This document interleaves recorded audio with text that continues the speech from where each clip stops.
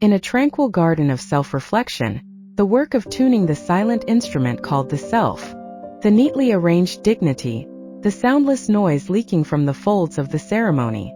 Behind the mask of ritual, the footsteps of thought intersect.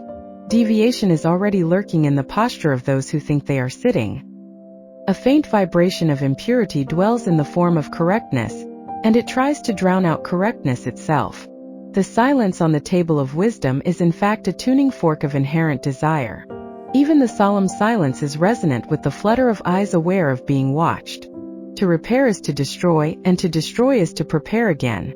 The pretended self quietly crystallized in the mirror of another's eyes. The unstable equilibrium that is a temporary representation of order. A wind named distraction suddenly blows through. A wind named distraction suddenly blows through the air that I love the rustle. It is the sound of my soul creaking slightly beyond the cage of formality. The sound of me becoming me again. I sit alone and polish my soul. A dive into the inexplicable abyss that is myself. Aiming for a mirror surface without a single cloud, I sweep away the dust of my mind in this holy work. The false decoration of gold brocade, the heavy armor of a title, the applause of praise is sometimes a cacophony that stirs the depths of the soul. All these are prestigious noises. The solemn sound breaks the slumber of introspection. The arrow of the spirit, which aspires to a single point of concentration, is deceived by numerous illusions before it hits its target. The magnetic field of worldly values distorts its trajectory and lures it in the wrong direction. The solemn curtain drawer to hide the lack of substance is nothing more than an empty echo to cover up the insecurity of one's own existence. People bury themselves in the noise and flee from the silence of introspection. The path of Osan-yoku is narrow, steep, and sometimes lonely. The noise of the ritual whispers sweet seductions and promises easy fulfillment.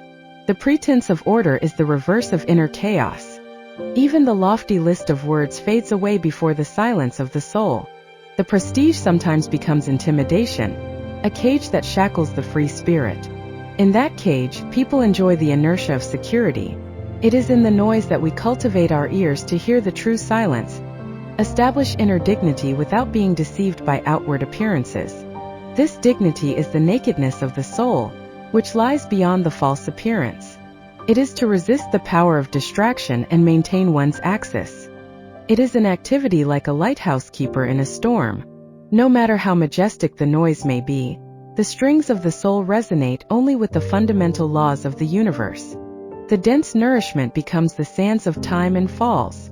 A single ray of light caresses countless fragments of memory, transforming them into a feeble but solemn sonority.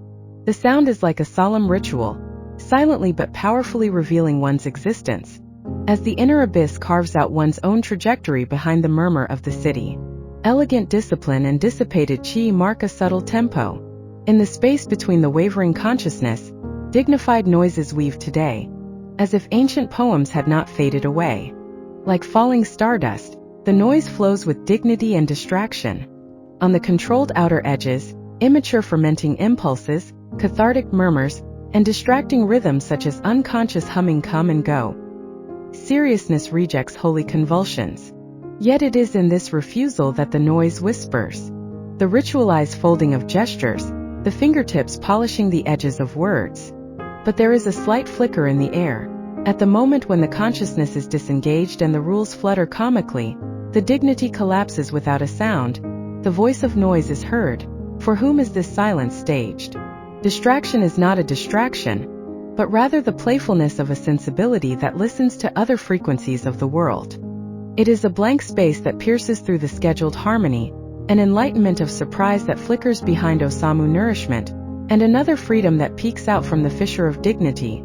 The orderly attitude builds a prison of ideas, but it is in the gaps that things sprout. Wild thoughts, wisdom that slips through the norms, and noisy words and spirits are deepening while disturbing Osamu Nourishment somewhere today. We must point the tip of our consciousness into the void of stratostruction and enlightenment. Quiet devotion to the nothingness that sits in the innermost depths of the void.